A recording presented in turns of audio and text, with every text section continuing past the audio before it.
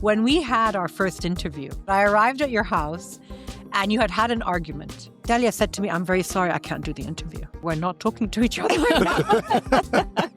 Sharifa always has a joke that Michael saved your marriage. Michael is the new CEO. Well, you guys are now the granddaddies of the industry, so you can help the next generation. Yeah, I think for a whole week, whenever everybody tells me congratulations or how you're doing, I would cry. Really? But if I was going to cook in a restaurant, it's only going to be open when I'm in the right mood. Welcome again to What I Did Next Encore, where I interview some of your favorite alumni guests. Today, I'm going back in time to two of my very first guests, Jalal Abu-Gazaleh and Dalia Sultan, the husband and wife duo behind Gourmet Egypt. The headline news since I last spoke to them is that they recently took Gourmet Egypt public with an IPO just a few months ago. It's been 5 years since our last conversation. You were my second guests on the show. February 2021 was when we chatted. We met in your house, and if I remember correctly, we had no video. I would just love to get a sense of the highlights of the last 5 years. Jalal, why don't you kick us off? Right after Corona, so that was like 2020. And then we had a number of very important store openings. So we opened about 5 stores between 2020 and 2022. So we opened Arkan and Guna almost at the same time, maybe a month apart of each other. Yeah. And those are game changers for you as a brand, right? Yeah, they were game changers. And, and then we were, going through the beginning of the currency crisis and crisis with importation. And, so there were a lot of challenges in those years. But that instigated a shift of strategy for you guys, the currency problem.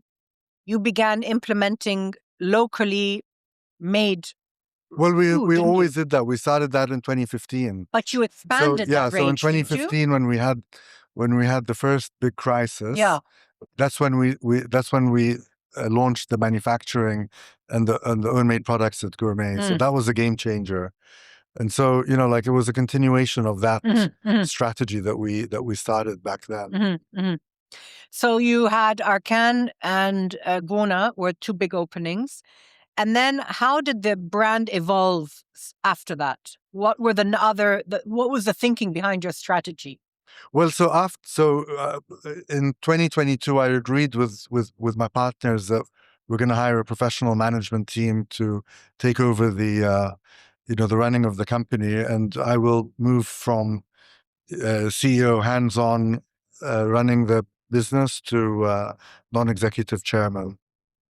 So the day-to-day was no longer on your plate. So the day-to-day was no longer on my plate, and that's quite liberating. It was indeed, but the big issue was that that was at the beginning of the big crisis in currency. So that was at the time where importation became extremely difficult because dollars were were unavailable at the banks, and so it was very challenging paying suppliers. Yeah. How did you get through that as a company? Oh, it was very difficult. I think everybody in Egypt who was working in imports, struggles. And so the number of products that were imported shrunk, and the importation in Gourmet was, mainly coming through through the AM group.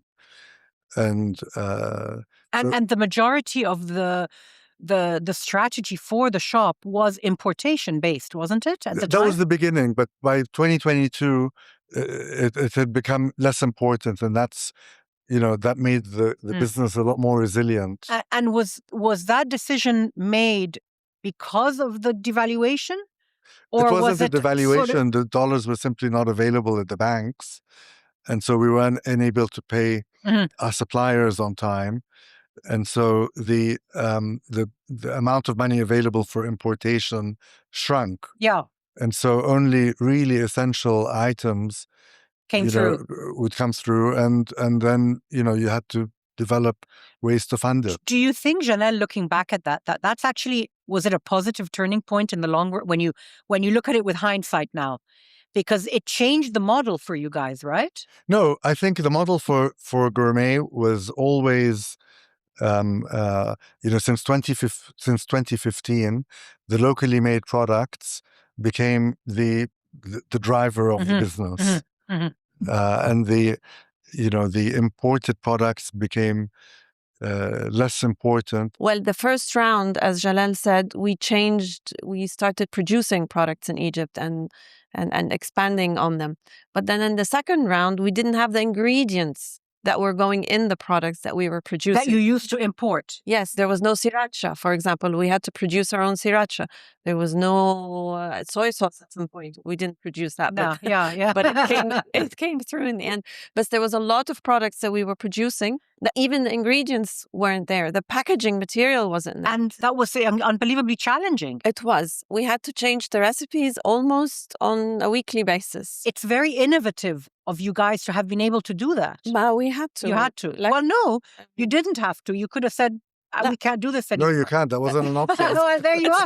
But for some people, it wouldn't be. Failure was not an option. Failure was not an option. Yeah. Okay, So that's amazing. You just had to do what you had to do. You figured out how to get around and it. we had an amazing team. Yeah, and then part of the products that I buy are obviously there's a lot of Oriental range, which you wouldn't have been able to import anyway. It comes from us.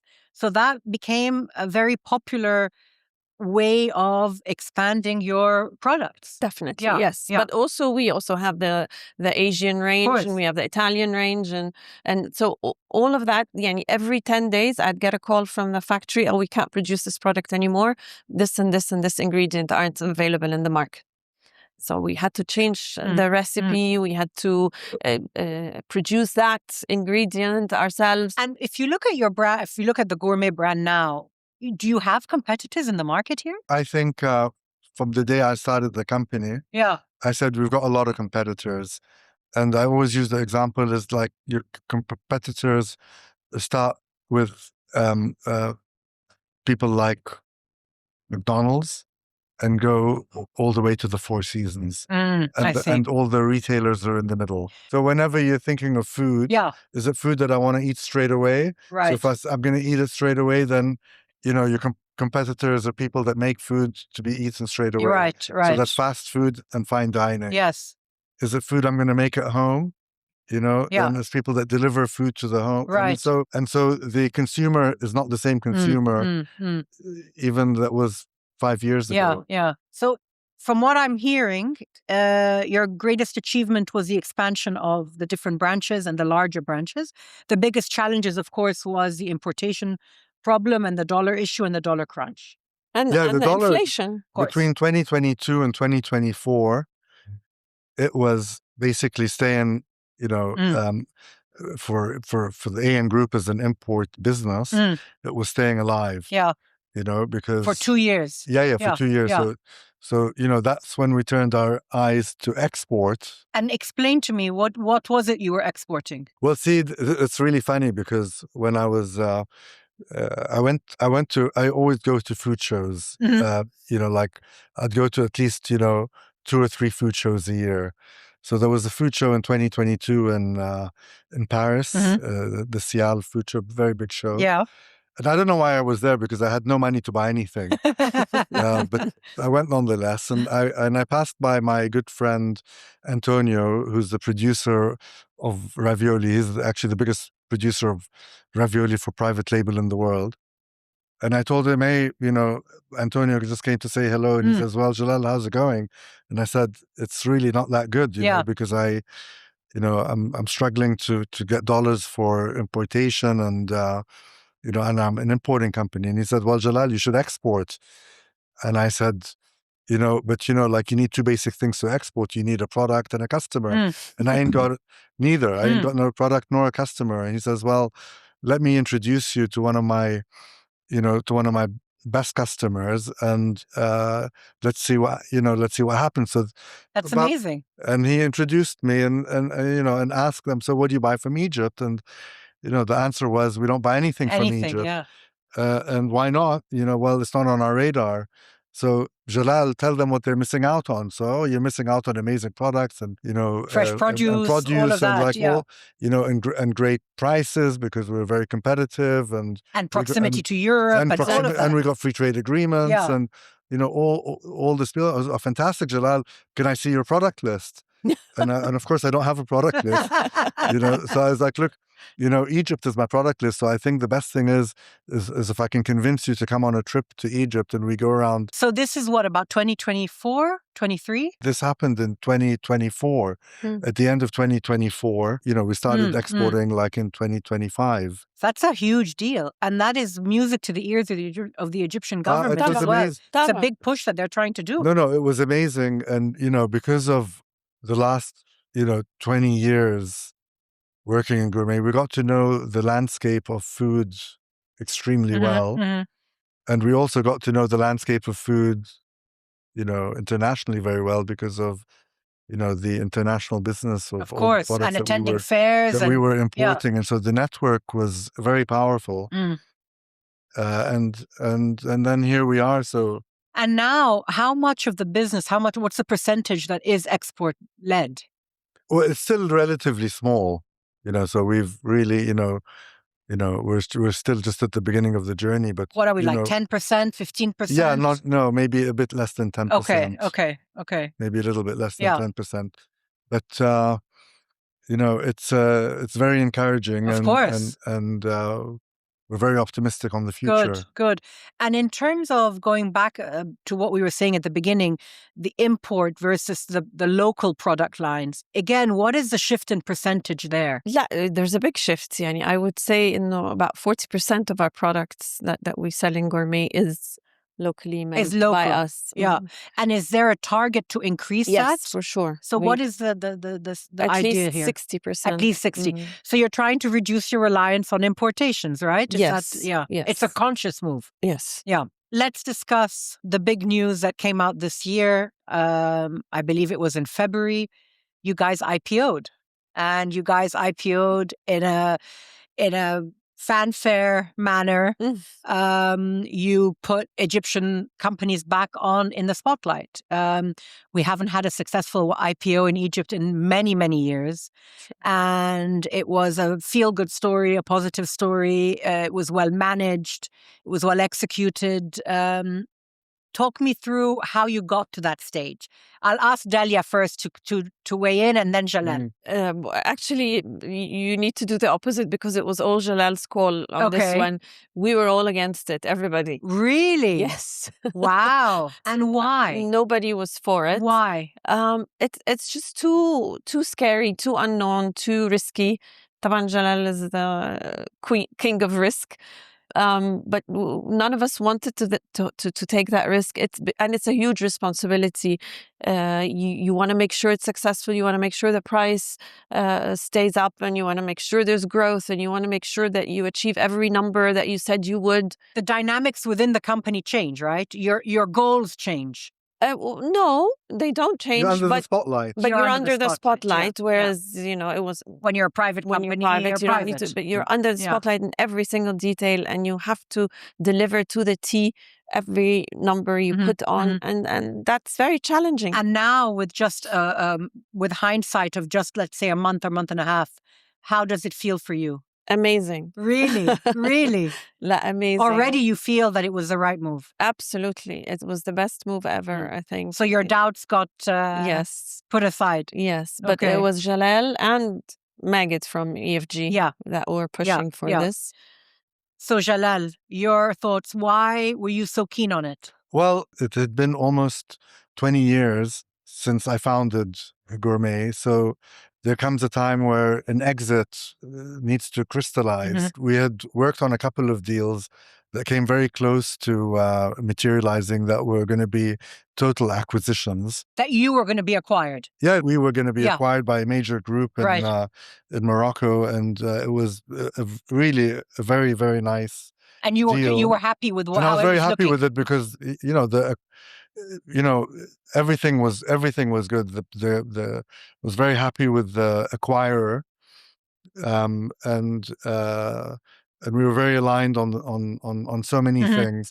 But then they had a board, and they decided not to invest in Egypt, and so that came to a halting, a screeching halt. That came to a halt, and then the idea of the other route is an IPO. Right, and as a founder of a business, obviously when you're founding a business, you'd never think really of the exit at the beginning. But as you develop it and you start to think, okay, where is my exit? What is the end result? Was IPO in your thoughts? No, it wasn't until we started talking about it, at the fourth quarter of last year. It was that late. Because we had done everything was ready. We were at the final stages of a transaction. The acquisition. Of the acquisition. So all the due diligence was in place, everything was done. Everything was in place. Yeah. So, the lawyers and the advisors and everything was in place. So because of that, it was easy to fast track. And did it feel, I don't know if this sounds a bit weird, but it's your baby. Did it feel weird selling, or not selling, but taking it to that next stage? Did it feel a bit like a loss? What's happening? No, I think Dalia feeling palpitations. It's a mix. Of course it's mixed feelings. Yeah. But and it had been a 20-year journey, and it was a very difficult journey. Yeah. It wasn't a smooth journey. Yeah. It wasn't everything was great. I mean, it wasn't smooth. And we went through so many crises, one crisis after another crisis after another crisis. So, having an exit gives you the opportunity to take a burden off your shoulders. Of course. Because while you're in it, you're always thinking about it. And you're going from one and burning, putting out a fire to another.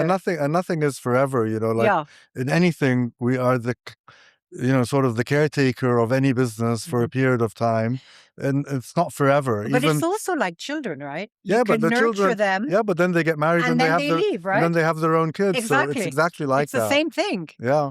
Dalia, how did it feel for you? You were quite emotional about it. I was very emotional. I think for a whole week, whenever everybody tells me congratulations or how you're doing, I would cry. Really? You felt really. It's part of your identity, right? No, it was very overwhelming and just happy. Yeah, but really hard to digest. And since then, how have things changed for you in terms of your work? Has something changed? No, not at all. Relax. I'm very excited and have so many plans. And you're still doing the day-to-day that you were doing before, right? Absolutely, yes. Okay. And I'm growing the team, and we're very excited about new ideas and on the contrary. But I had to get over that initial... So I want to talk a little bit about where we are. I want you, Jalal, to explain to me. So we're in Lab 101, which is part of the AM Food Group. Tell me, what is this creation that you've put together here? This is my new baby. This is a new baby. But it's been something I've been wanting to do for a while. So, at AM Foods, and AM Foods is where Gourmet was incubated. So, Gourmet started off in, it was actually a desk in AM Foods. Yeah. And then I spun it off into a separate identity, but with the major support functions were provided always by AM Foods. And then as the investors came in, it totally separated and became a totally independent company. Right. But over these years, AM Foods continued. So AM Foods has several parts of the business that are very important, and one of them is selling ingredients. So in the so it's a B&B focused business. It's a totally B2B. B2B, yeah. It's a B2B company. So one of the big businesses that we have is we're the partner of a Belgian company called Piratus. And Piratus is almost like 15 or 20 companies under one, and they're focused on innovation in bakery, pastry, chocolate, and gelato. And Piratus spend an enormous amount of money on R&D. Right. So they'll spend like 150 million euros a year or something like that on R&D. And this R&D is free of charge to our customers. So when we have a large industrial customer and they want to develop an FMCG product, we work very closely with them, with our partners in Belgium. So that now takes place here in your premises. Well, part of that takes place here. So, give me an example. I'll give you like an example. Yeah. This is a really good example. So Diggs protein pops. Okay. Okay? Diggs protein pops. Okay, that's sold exclusively on Talabat. Right. And the hero ingredient is Greek yogurt from Al Marai. Uh-huh. So he's a great entrepreneur. The guy Muhammad who's the founder of Diggs. And it's a homegrown business. It's a homegrown business. And anyway, he's a young guy. He's a young superstar entrepreneur. He came to me. He said, Jalal, I've done this amazing deal, but like I need to formulate the product. And so I said, well, that's something we can easily do for you. Right. And so we have a technical expert in gelato, and we have a technical expert in chocolate. And this is all done here in Lab 101. Yeah. So we took the features and then we got to work. And then a week later we said, okay, now come and have a look at what we've done. Amazing. And then, we basically produced them a box of samples. And so you're an incubator for local entrepreneurs in the food business. Actually. Yeah. So, But do you take a share of the new businesses? No, we work in multiple ways. So, we either do it for a fee or, the hero ingredient or the main ingredient comes for us. So then, it comes from one of your brands. Part of, selling. And then, with entrepreneurs, whether we charge a fee or we don't, but we're always supportive, of the entrepreneur because, when they succeed, they buy more ingredients. And of course, it's a happy cycle. It's a happy cycle. It's a happy cycle. Yeah. We did, I don't know if you've seen our chocolate covered raspberries in Gourmet. Yeah. The frozen ones. We started it here. So they were doing it manually, and it was like very, so time consuming and laborious. We bought them here, and we got, Wissam, our chocolate expert, and it was like we want to, improve the productivity. And so you mentioned also that some of the other things you do here is that you do courses. Either for companies or for private individuals who want to learn a cooking class, but I'm sure that's small in the scale of things that what you're doing here, right? But it's very important. So, it's part of the ecosystem. At AM Foods, we support, from a small artisanal single shop business or a business that's working from home, all the way to like a large industrial FMCG company. And who are the specialty chefs that you have here? You mentioned gelato, you mentioned ice cream. What else do you have in terms of specialties? So we've got, bakery is definitely a very important part. And then we've got pastry and chocolate and gelato. And then, of course, where we're sitting right now, we're sitting in the hot kitchen because, the team that was selling meat, they were like, what?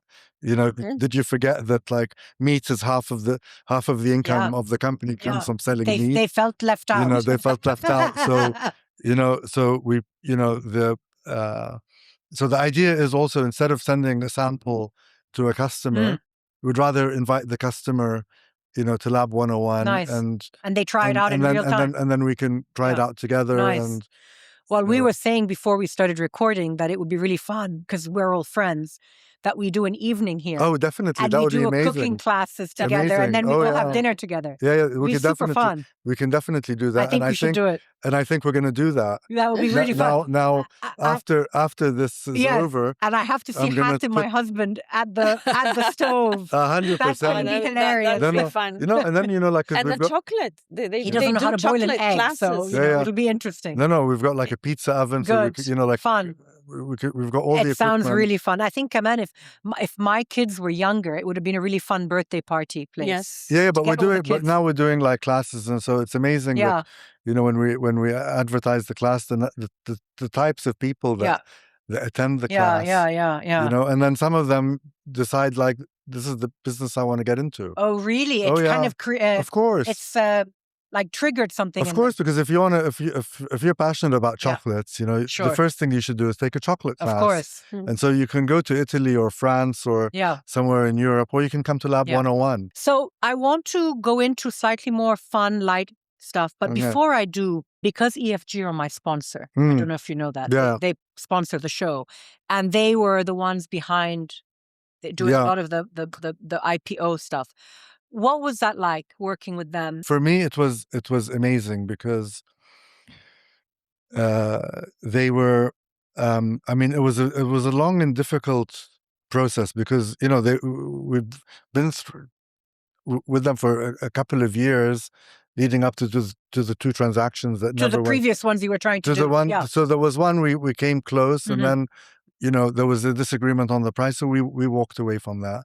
The second one, it was practically a done deal, and it came as a shock when they pulled out. It came as a total surprise that they're not gonna, But then the coolness of EFG was,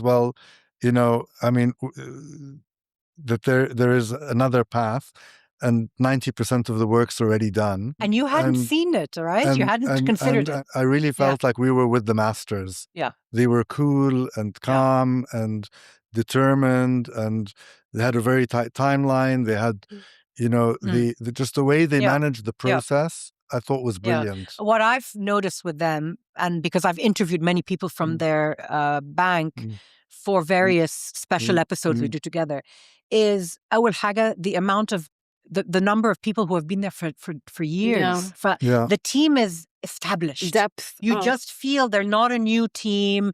They're experienced. That's always been my takeaway from them. Yeah. No, they were great, and people trust them.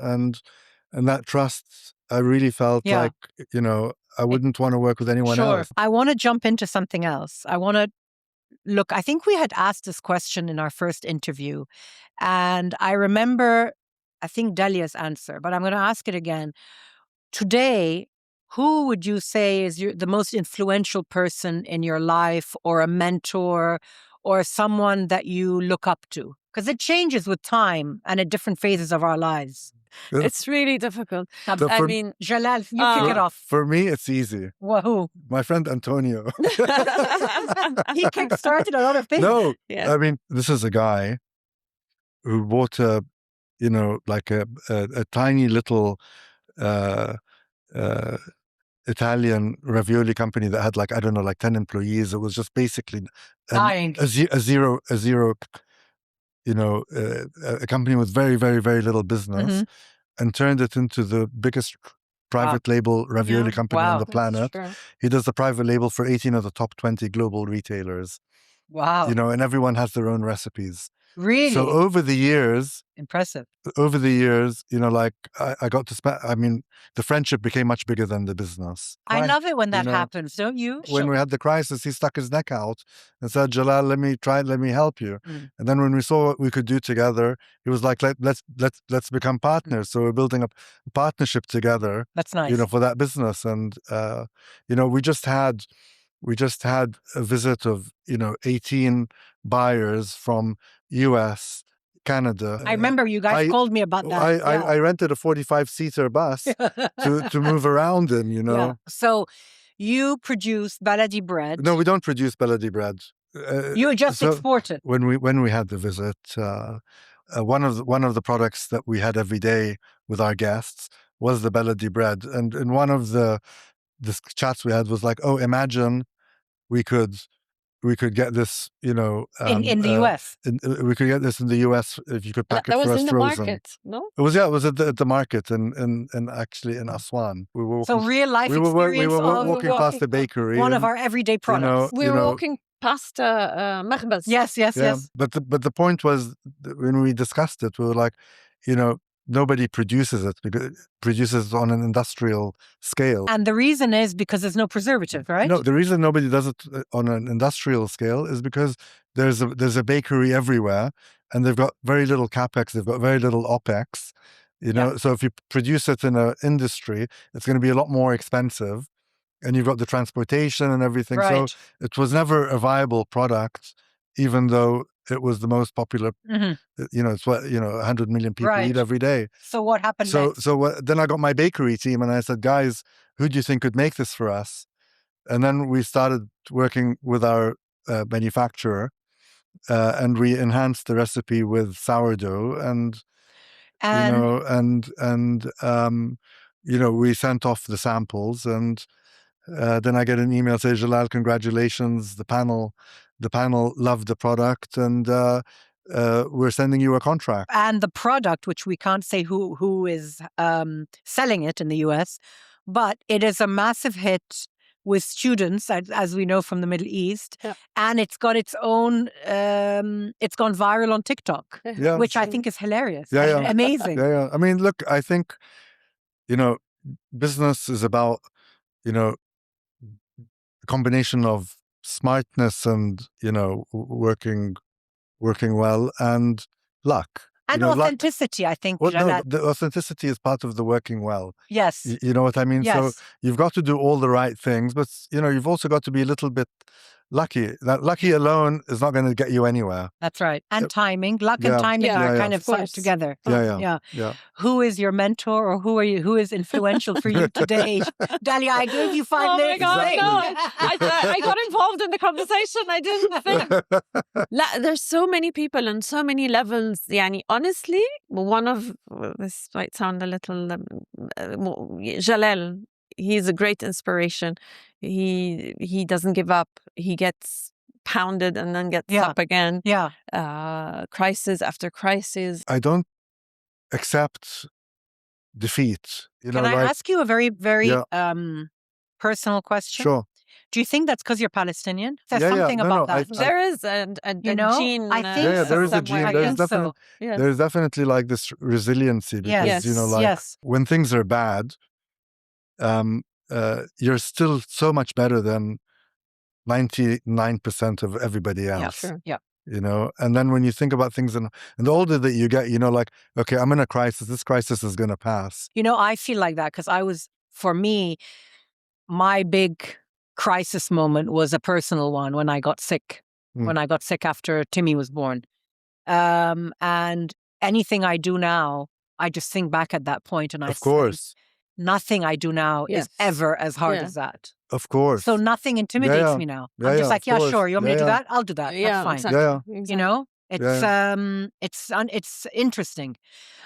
And a parallel question. What is it like working together? Husband and wife. We're not working together. Not anymore. But how was it for 25 years, When we had our first interview, Dalia remembers, I don't know if you remember, but I arrived at your house and you had an argument, the two of you. Yeah, I think it was over a label. Probably it was something stupid. It always is something stupid. And Dalia said to me, I'm very sorry, I can't do the interview. And I said, what do you mean? And she said, no, we're not talking to each other right now. And I persuaded her to do it. And at the end of the interview, she said, Malak, thank God you told me to do it. It was good. It was comfortable. We chatted. And, so that I always remember that moment because of course you're going to have moments where it's hard. And no, it's very hard. It's very hard. How do you get over it though? No, it wasn't easy. And it's not only my husband. We were only, my brother was also Jalal's partner. So it was me, my brother and my husband. Yeah. So you never leave the work at home. I don't recommend it. No, I'm sure. Do you leave work at the office? Of course or do you bring it home? Of course you bring it home because you eat it for dinner. Yeah. And you have it for breakfast. Of course.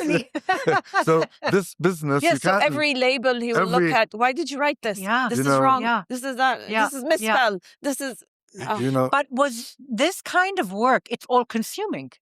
Very. And on top, the crises. And the crises so as well. 3 revolutions, a ban on imports, a ban on sending money outside, hyperinflation. We had to increase the price almost on a weekly basis. All of that within the span of 20 years. That's a lot. You're going to have disagreements. You're going to have different opinions. But you have to make decisions and you have to live with the decisions. And, it's very difficult. So like marriage is one thing and business is another thing. But then they're all together. So then you've got to be like very disciplined. And Sharifa always has a joke that Michael saved your marriage. Michael is the new CEO. Interesting. No, definitely. Definitely. No, it's marriage is hard enough without also being. No. When I moved to chairman, our marriage became much better. Much smoother. Life became much better. Akid. Dalia, I know you're doing more. You're staying with the company in terms of the functions that you were doing before.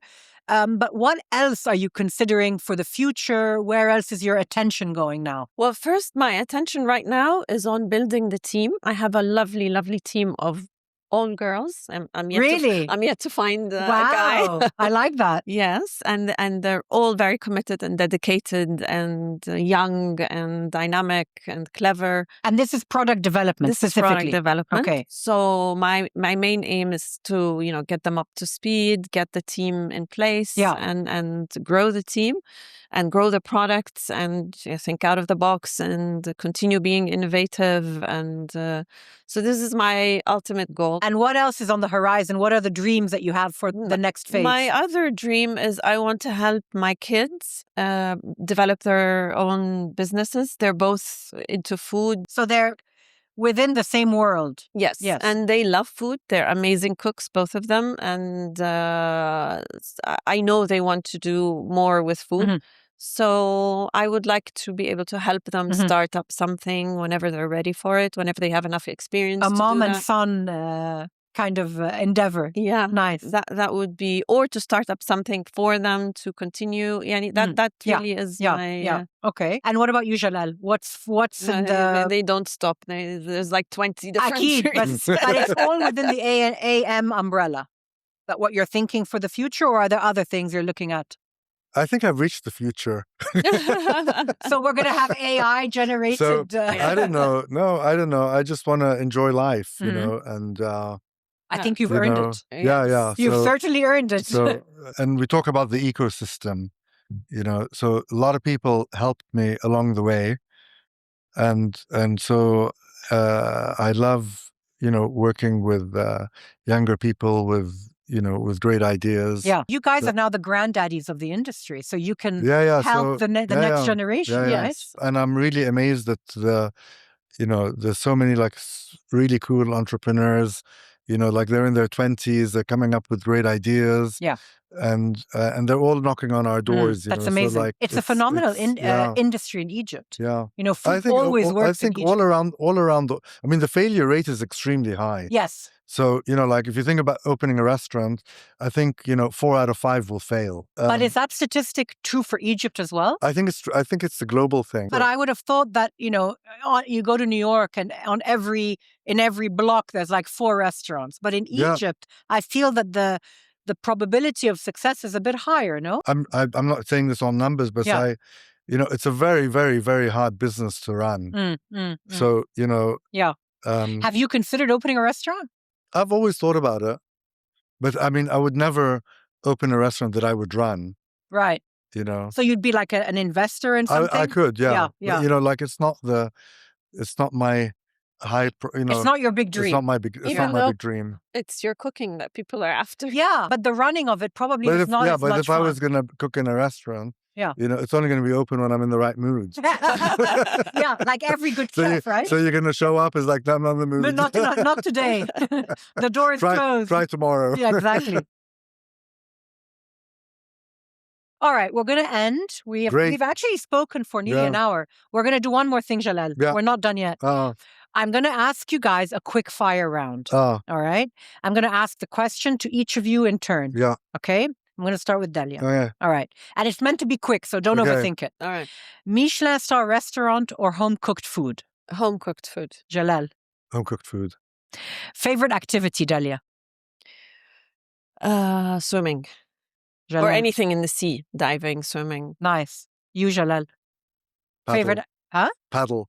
Paddle tennis? Yeah. Really? Yeah. You took up paddle? Yeah. Oh, fun. Yeah. Nice. Yeah. What's your least favorite activity? He claims he's undefeated. My least favorite activity? Well, Jalal likes to take hours and hours of walks. So by the end of these hours, I don't mind not walking anymore. I can imagine. What's your least favorite activity, Jalal? Least favorite activity? Least favorite. Least favorite activity? Reading contracts. Oh, yeah, can imagine. Okay, last 2 points. I'm going to begin a sentence and you end it. I have a hard time. Slowing down. I got so used to being constantly busy. Okay. I can't imagine myself being slow. Yeah. And you, Jalal? Actually, can I retrieve that? Yes, you can. I have a hard time accepting what's happening in the world with all the evilness and the horrendous... Our part of the world is being destroyed. I just cannot digest that or accept it or see how these people sleep at night or where are their conscience. Yeah. We're sitting in having a lovely time in our little bubble and, not very far away from here is this, really evil war taking place, shattering lives. And it's just all about greed and, Greed and oil. And it's heartbreaking. Yeah, I agree with you. We're going to end on a positive note. Yeah. Dalia, you finish this sentence. I get joy from. I get joy from being on holiday with my kids and just doing activities. Going on boats. They love diving, and they're what I love about them is they're outdoor and they love outdoor activities and wholesome, nice and fun. We do too. Yeah. So And you, Jalal? And I get joy from good food. And good food, but good food comes with love and good company. It all comes together. It's all together. So I get joy, having good food surrounded by people that I love. Yeah. If there's an alumni guest you'd like to hear back from, please drop us a message on any of our social media platforms, as well as on YouTube, Spotify, and Apple Podcasts. I'm Malak Fuad, the host of What I Did Next, and this episode was produced by Chirag Desai. We'll see you again in a couple of weeks where I meet an amazing guest from the art world, so stay tuned for that.